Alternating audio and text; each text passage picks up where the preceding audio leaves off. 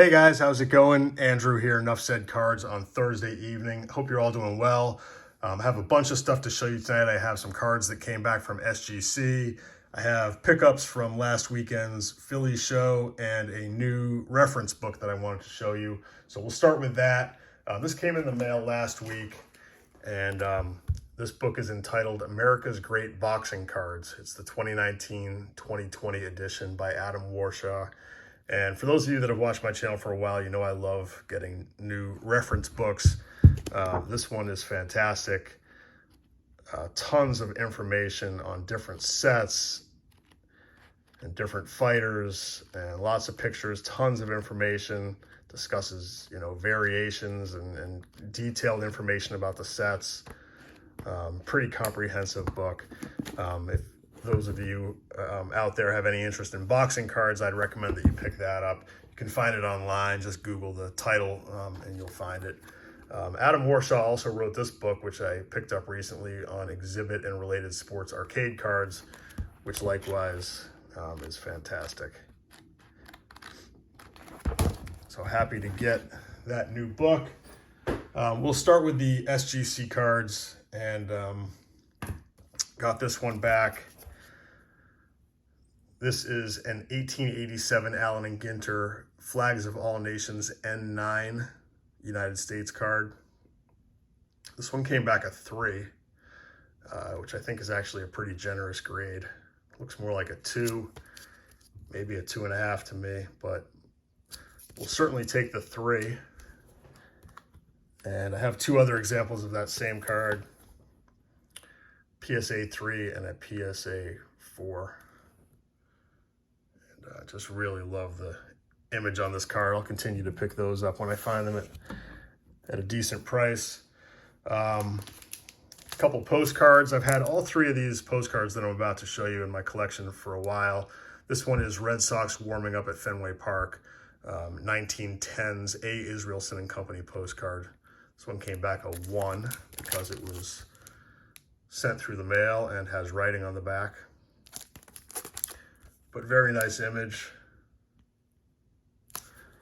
And discussed this one in a recent video. Some sellers have been stating or suggesting that that might be Babe Ruth batting there, and it is not. You can go find that video if you want to learn more about that. Have 2 other versions of that same picture. Didn't send these ones in because they would not have fit in the holder, and they would have ended up in one of the gigantic oversized SGC slabs, which I did not want.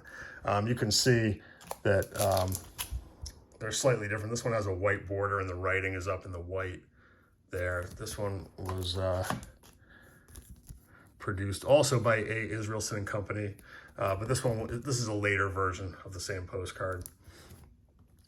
And this one, same picture, but this one was produced by M. Abrams, Roxbury, Mass. Not sure what I'm going to do with those. Probably just hold on to them. This one here, section of Grandstand, Fenway Park. This one came back a 3. This one is clean on the back by Mason Brothers and Company. And just really love that image there. This one's a little bit tougher. You don't see this, excuse me, see this one too often. So I think that one looks nice, slabbed.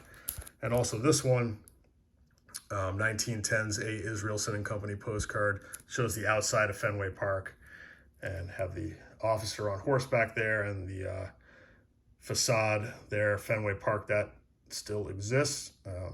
Looks the same, at least the top part there anyway, at Fenway Park, which is pretty neat.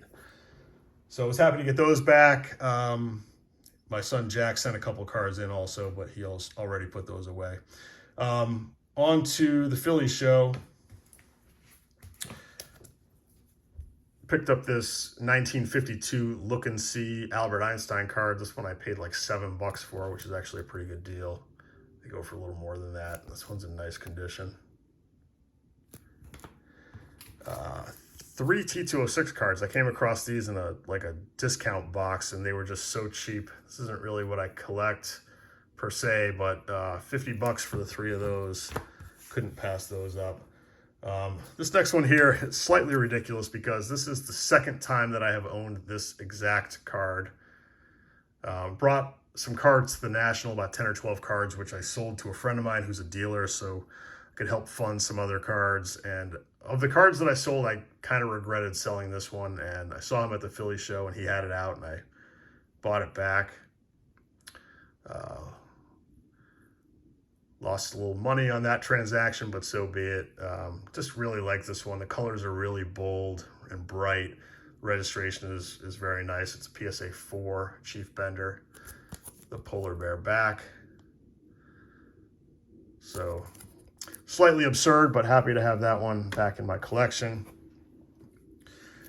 Next up, I picked up this N76 W. Duke Sons and Company Abraham Lincoln card from the Great American set. This is a PSA 2. Now the front of this card looks absolutely beautiful. And the reason it got a 2 is that it was removed from an album. You can see some glue residue, very minimal paper loss. You can read almost all of the back. And this is a really beautiful set. There's a bunch of other cards that I would like to pick up. Mark Twain, there's a Thomas Edison card, George Washington. Have one other example. This raw version of Francis Scott Key, which is beat up with some paper loss on the front and writing on the back, but pretty cool set. Also picked up a pretty neat card that I can't show you because I already sent it off to SGC. It's an N184 Kimball card of Annie Oakley, which I will definitely show you when I get back in the mail, but sent that one right off. And the last card, this was kind of like an add-in with the Abraham Lincoln card. This is from 1888, Allen and Ginter, N33 World Smokers set. And this is American, smoking a cigarette there. This one's in really nice condition. It's a SGC 3.5. And you can see the checklist on the back there. All right, that's it for tonight. Thanks for watching, guys. Probably my next video will be my top 50 cards in my collection, which I've been meaning to do for a while.